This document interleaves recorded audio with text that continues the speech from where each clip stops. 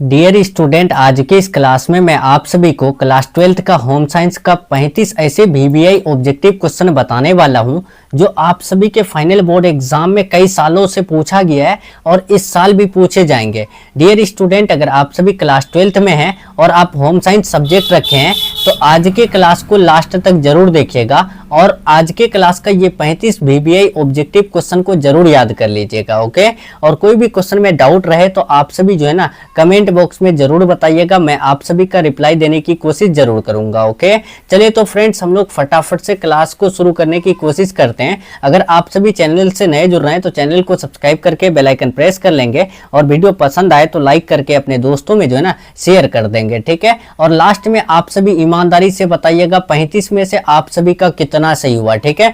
ऐसा लगना चाहिए प्यारे स्टूडेंट, आप सभी टेस्ट दे रहे हो, ठीक है। आप लोग को क्या करना है, एक एक क्वेश्चन का आंसर कमेंट बॉक्स में देते चलना है। ओके, चलिए देखिए पहला नंबर क्वेश्चन आपके स्क्रीन में आ चुका है। पूछा गया है यहाँ पर, देखिए प्यारे स्टूडेंट कि मानव विकास की पहली अवस्था कौन सी होती है। देखिए मानव विकास की आपको पहली अवस्था बताना है, क्या किशोरावस्था होती, युवा अवस्था, बाल्यावस्था या शैशवावस्था। तो आपको अच्छे से पता है कि मानव विकास की जो पहली अवस्था होती है वो शैशवावस्था होती है, ठीक है। राइट आंसर एक का डी हो जाएगा। जो भी स्टूडेंट अगर आप सभी को नहीं पता है तो याद कर लेंगे, अगर पता है तो कोई बात नहीं, अच्छे से आप सभी ध्यान रखेंगे, ठीक है। चलिए दूसरा नंबर बढ़ते हैं, कोई दिक्कत है कमेंट में बताएंगे आप सभी, मैं रिप्लाई दूंगा आप सभी का, ठीक है ना। चलिए यहाँ पर देखेंगे दूसरा नंबर क्वेश्चन पूछा गया है कि पोषण की वह अवस्था जिसमें शरीर की आवश्यकता से अधिक पोषक तत्व लिए जाते हैं तो उसे हम लोग क्या कहते हैं। देखिए पोषण की आवश्यकता वह अवस्था जिसमें शरीर की आवश्यकता से अधिक पोषक तत्व लिए जाए तो उसे हम लोग क्या कहेंगे, अल्प पोषण, कुपोषण, अति पोषण या विकृत पोषण। तो याद रखिएगा उसे हम लोग अति पोषण कहते हैं, ठीक है। राइट आंसर 2 का सी हो जाएगा। डियर स्टूडेंट, आपको सब्जेक्टिव में 2 मार्क्स में पूछे जा सकते हैं कि अति पोषण किसे कहते हैं, तो आप याद रखिएगा पोषण की वह अवस्था जिसमें शरीर की आवश्यकता से अधिक अगर पोषक तत्व लिए जाए तो उसे हम लोग अति पोषण कहते हैं। ओके, नेक्स्ट 3 नंबर देखिए पूछा गया है आयरन की कमी से कौन सा रोग होता है। देखिए जो आयरन की कमी से रोग होता है तो वो कौन सा, रिकेट्स, एनीमिया, स्कर्वी या बेरी। डियर स्टूडेंट, बहुत वीबीआई क्वेश्चन है, आप याद रखिएगा, आपके फाइनल बोर्ड एग्जाम में पूछा गया क्वेश्चन है, ठीक है। 35 क्वेश्चन मैं बताऊंगा लेकिन बहुत इंपॉर्टेंट बताऊंगा, इसीलिए आप लोग क्लास को लास्ट तक देखिएगा।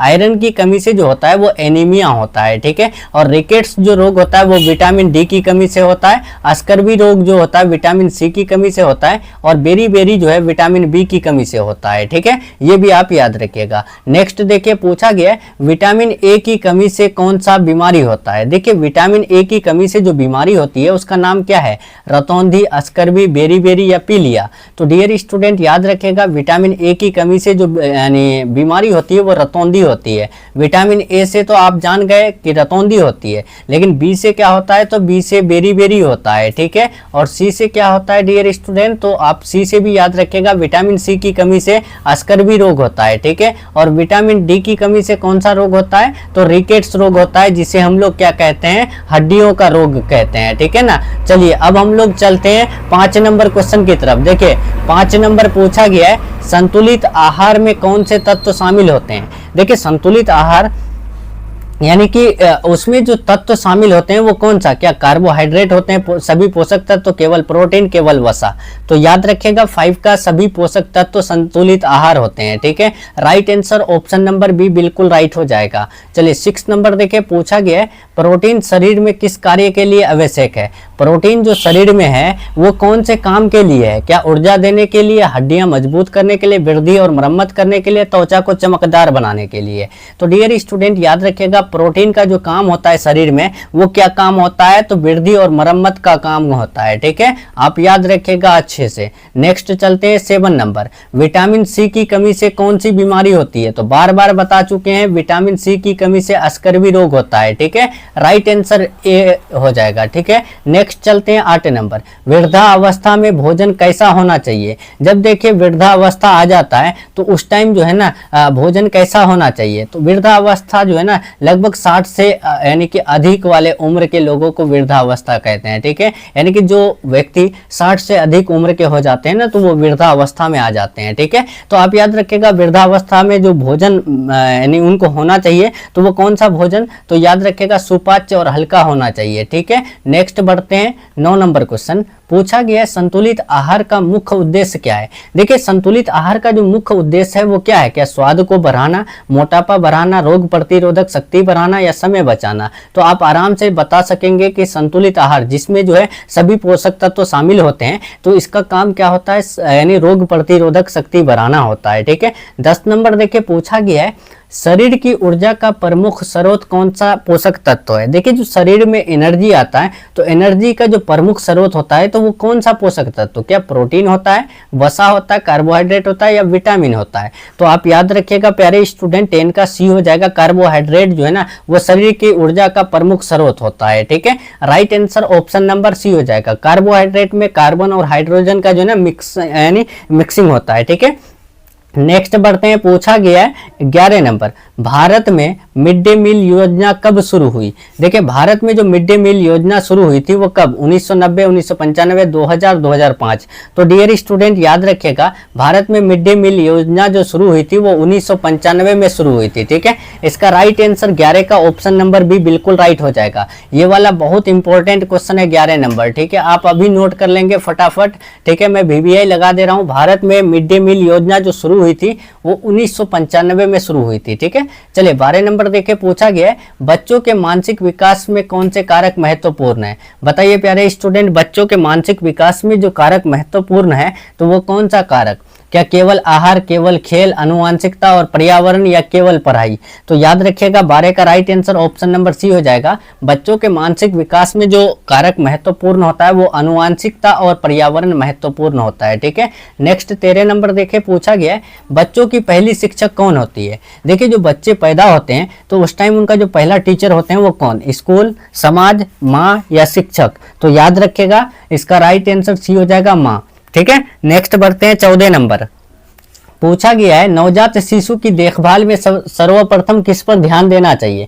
देखिए जो नवजात शिशु है उनका देखभाल करने के लिए सबसे पहले जो ध्यान देना चाहिए वो किस पर, क्या उनके भोजन पर, सफाई पर, पढ़ाई पर या फिर जो है कपड़े पर। तो याद रखिएगा इसका राइट आंसर जो हो जाएगा वो ऑप्शन नंबर बी हो जाएगा। नवजात शिशु की देखभाल के लिए सबसे पहले जो ध्यान देना चाहिए उनके साफ सफाई पर ध्यान देना चाहिए। ओके ना, याद रखिएगा ये बहुत इंपॉर्टेंट क्वेश्चन है। ठीक है। नेक्स्ट बढ़ते हैं हम लोग 15 नंबर क्वेश्चन। देखिए यहाँ पर संतुलित आहार के बारे में मैंने आपको बता रखा है कि संतुलित आहार में क्या होता है, तो सभी पोषक तत्व तो शामिल होते हैं। ठीक है। और ये रोग प्रतिरोधक क्षमता भी हमें देते हैं। ठीक है। तो संतुलित आहार का प्रमुख लक्षण जो होता है वो याद रखिएगा, इसका यानी कि जो खास लक्षण होता है वो सभी पोषक तत्व तो इनमें उपस्थित होते हैं, यही उनका एक खास लक्षण है। ठीक है। अब देखिए पूछा गया 16 नंबर, स्तनपान कब तक करवाना चाहिए। देखिए यहाँ पर पूछा गया है स्तनपान जो कराना चाहिए यानी कि एक बच्चे को जो दूध पिलाना चाहिए वो कब तक, क्या 1 महीना तक, 3 महीना तक, 6 महीना तक, 12 महीना तक।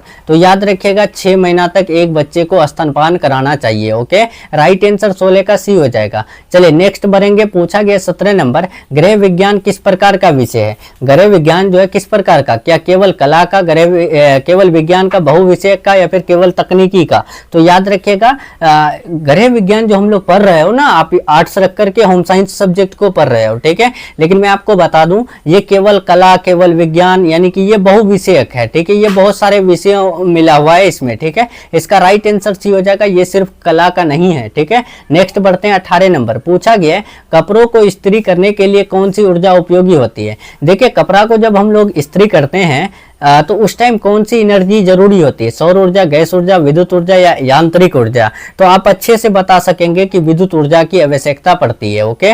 नेक्स्ट 19 नंबर देखते हैं, शिशु के लिए सबसे उत्तम आहार कौन सा होता है। तो ये आप आराम से आंख बंद करके बता सकते हैं कि शिशु के लिए सबसे बेस्ट जो आहार है वो है उनके माँ का दूध। ठीक है। माँ का दूध हमेशा ताजा होता है और स्वच्छ होता है। ठीक है। और ये जो है ना मतलब रोग नहीं फैलाते हैं। ठीक है। ये बात ध्यान रखिएगा। तो शिशु के लिए सबसे उत्तम आहार कौन सा, माँ का दूध होता है। 20 नंबर देखिए यहाँ पर पूछा गया रेशों की पहचान किस विधि से की जाती है। देखिए जो रेशों की पहचान की जाती है आप याद रखिएगा जलाने की विधि से की जाती है। ठीक है। इसका right answer option number B हो जाएगा। अगर हमें रेशा की पहचान करना है तो वो कौन से विधि से, तो जला करके हम लोग रेशा का पहचान कर सकते हैं। ठीक है। 21 नंबर देखे नाइलॉन किस प्रकार का रेशा है। देखिए प्यारे स्टूडेंट जो नाइलॉन है वो किस प्रकार का रेशा है, तो याद रखिएगा इसका right answer option number B हो जाएगा, यानी कि कृत्रिम रेशा है। ठीक है, इसका right answer option number B बिल्कुल राइट हो जाएगा, ध्यान रखना है। ठीक है, नेक्स्ट बढ़ते हैं 22 नंबर। सूती कपड़े की क्या विशेषता है? देखिए जो सूती कपड़े हैं,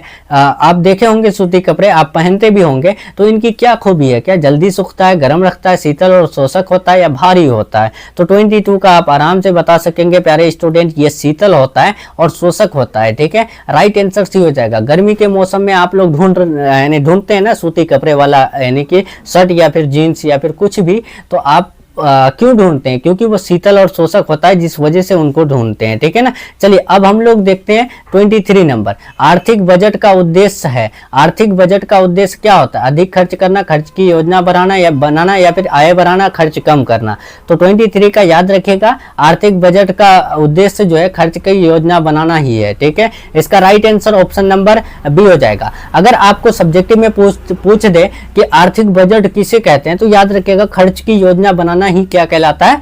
आर्थिक बजट कहलाता है। ठीक है, नेक्स्ट बढ़ते हैं 24 नंबर। गृह विज्ञान का संबंध किससे है? देखिए गृह विज्ञान का जो संबंध है वो किससे? क्या केवल महिला से, परिवार के समग्र विकास से, फैशन से, कला से? तो याद रखिएगा 24 का राइट आंसर बी हो जाएगा। यहाँ पर परिवार के समग्र विकास से गृह विज्ञान का संबंध है। ओके, नेक्स्ट 25 नंबर देखिए प्यारे स्टूडेंट, पूछा गया है कार्य और विश्राम का उचित संतुलन किस अवस्था में विशेष आवश्यक है? कार्य और विश्राम का उचित संतुलन जो अवस्था है, आपको पता है अवस्था बहुत सारे होते हैं, किशोरावस्था, बाल्यावस्था, वृद्धावस्था, युवावस्था, प्रौढ़ावस्था। ठीक है, लेकिन आपको बताना है कार्य और विश्राम का उचित संतुलन कौन से अवस्था में होता है।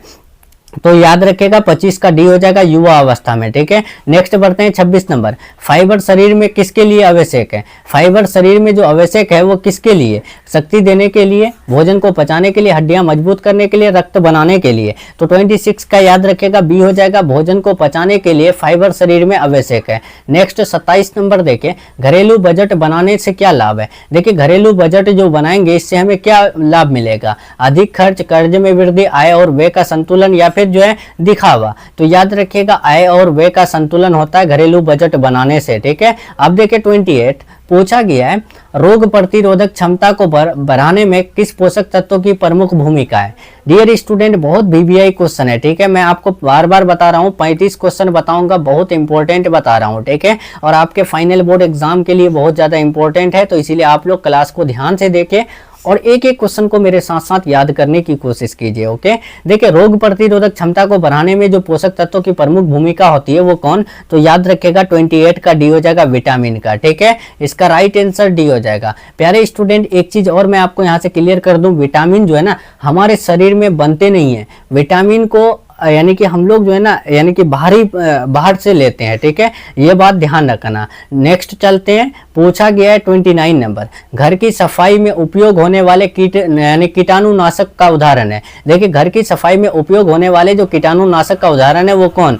दूध, ब्लीचिंग पाउडर, साबुन या फिर पानी। तो आप आराम से बता सकेंगे कि हम लोग जो है ना मतलब कीटाणुनाशक में तो दूध का नहीं छिड़काव करते हैं ना। क्या दूध छिड़काते हो घर पे कीटाणु मारने के लिए? साबुन छिड़काते हो? नहीं ना। पानी छिड़का के क्या कीटाणु मर जाता है? नहीं। तो इसका राइट आंसर क्या होगा? ब्लीचिंग पाउडर होगा। 30 नंबर देखें, मानव जीवन चक्र की अंतिम अवस्था कौन सी है? देखिए मानव जीवन की जो लास्ट वाली अवस्था है, लास्ट वाला एज या फिर पीरियड, तो वो कौन सा है? तो याद रखिएगा 30 का राइट आंसर डी हो जाएगा, वृद्धावस्था है। ठीक है, इसका राइट आंसर डी बिल्कुल राइट हो जाएगा। अब देखिए थकान दूर करने के लिए सबसे अच्छा उपाय है, थकान दूर करने के लिए। अब देखिए अगर आपको थकान बहुत ज्यादा महसूस हो रहा है तो उसको यानी दूर करना है तो उसके लिए क्या? अधिक खाना, आराम और नींद, दवा लेना, काम करते रहना। बताइए इसके लिए क्या जरूरी है? तो याद रखिएगा थकान अगर आपको जब भी फील हो या महसूस हो तो आप जो है ना आराम का नींद लीजिए। ठीक है, इसका right answer option number B हो जाएगा। नेक्स्ट चलते हैं, पूछा गया 32 नंबर,